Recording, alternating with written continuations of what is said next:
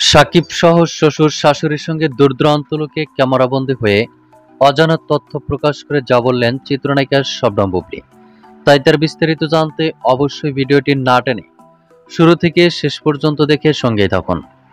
প্রিয় দর্শক, সকল জল্পনা কল্পনার অবসান ঘটিয়ে চিত্রনায়িকা শবনম বুবলীকে সঙ্গে নিয়ে সংসার করছেন বলিউড সুপারস্টার শাকিব খান। বর্তমানে চিত্রনায়িকা শবনম ইয়াসমিন বুবলী তার শ্বশুর বাড়িতেই রয়েছেন।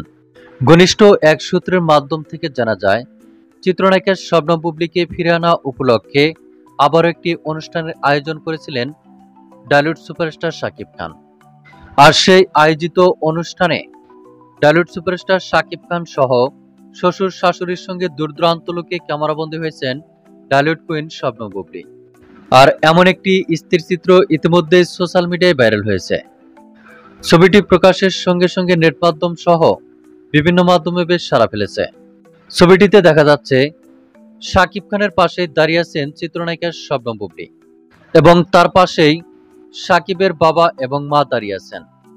ছবিটিতে তাদের সবাইকে বেশ দূর-দূরান্ত লোকেই দেখা যাচ্ছে। এ প্রসঙ্গে বুবলীর ভাষ্য, আমাকে উপযুক্ত স্ত্রীর মর্যাদা দিয়ে শাকিব খান গ্রহণ করেছেন।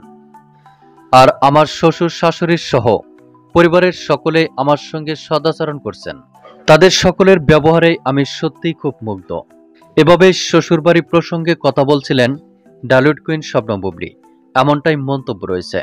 তো প্রিয় দর্শক, এ বিষয়ে আপনার কি মন্তব্য তা আপনার ধারণা মোতাবেক কমেন্ট করে জানিয়ে দিন নিচের কমেন্ট বক্সে।